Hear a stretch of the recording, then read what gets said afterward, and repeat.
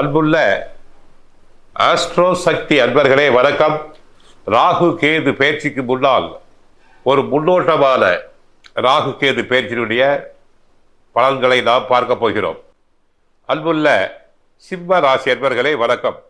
சிம்ம ராசி அன்பர்களுக்கு 2 கேது, அதாவது தன குடும்ப வாக்குஸ்தானத்தில் கேது பகவான் இருக்கிறார், அஸ்தமத்தில் ராகு இருக்கிறார். ஆக 8ஆம் வீட்டில் இருக்கும் ராகுவினால் உடன் இருப்பவர்களை பற்றிய புரிதல் அதிகரிக்கும். யார் தங்களுக்கு கஷ்டத்துக்கு உதவுகிறார்கள், உதவவில்லை என்ற எடை போட்டு விடுவீர்கள். தடைபட்ட சில பணிகளை செய்து முடிப்பீர். சுப காரிய முயற்சிகள் கைகூடி வரும்.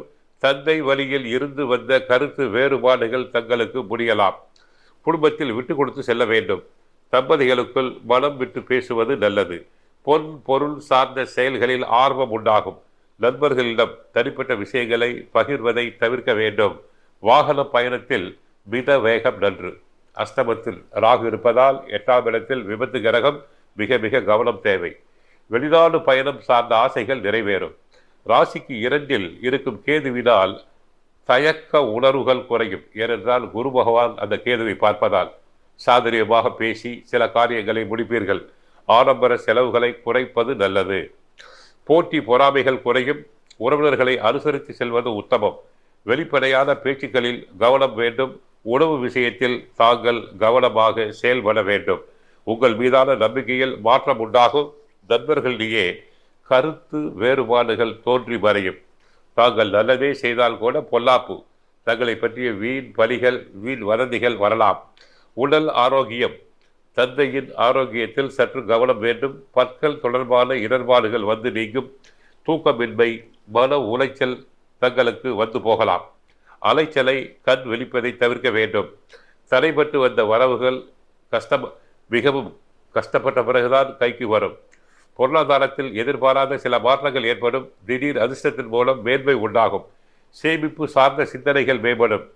பங்கு வர்த்தக பணிகளில் விழிப்புணர்வுடன் இருக்க வேண்டும். புதிய பொருட்களின் சேர்க்கை உண்டாகும். வாகனம் வாங்கும் வாய்ப்புகள் சாதகமாகும். உத்தியோகத்தில் மேல் அதிகாரிகளிடம் விட்டு கொடுத்து போக வேண்டும்.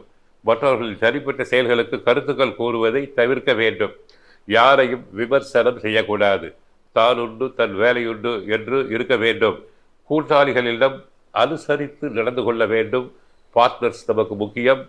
நமது தொழிலில் முக்கியமான ஒப்பந்ததாரர் பார்ட்னர்ஸ் தான்.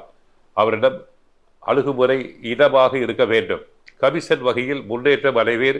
வாடிக்கையாளர்களிடம் கனிவாக பழக வேண்டும். வேலையாட்களின் ஆதரவு மேம்படும். சந்தை நிலவரத்தை அறிந்து செயல்படுவது முக்கியம். அரசியல்வாதிகளுக்கு பொறுப்பு, விழிப்புணர்வு வேண்டிய காலம். வெளிவட்டார தொடர்புகளால் மாற்றமான அனுபவம் கிடைக்கும். மறைமுகமான வருமானம் வரலாம். கட்சி தொடர்பான உயர் அதிகாரிகளிடத்தில் நிதானத்தை கையாள வேண்டும். கலைஞர்களுக்கு அடிக்கடி வெளியூர் பயணங்கள் சென்று வரலாம். பெண்களுக்கு ஆடை ஆபரண சேர்க்கை அனைத்தும் தங்களுக்கு உண்டாகலாம். ஆக இந்த ராகு கேது பயிற்சியின் மூலமாக நல்லது கெட்டதை போதிப்பார். கோயிலுக்கு சென்றால் ராகுவுக்கு துர்கை, கேதுவுக்கு விநாயகரை வழிபடுங்கள். வாழ்க வளமுடன், மங்களம் உண்டாகட்டும்.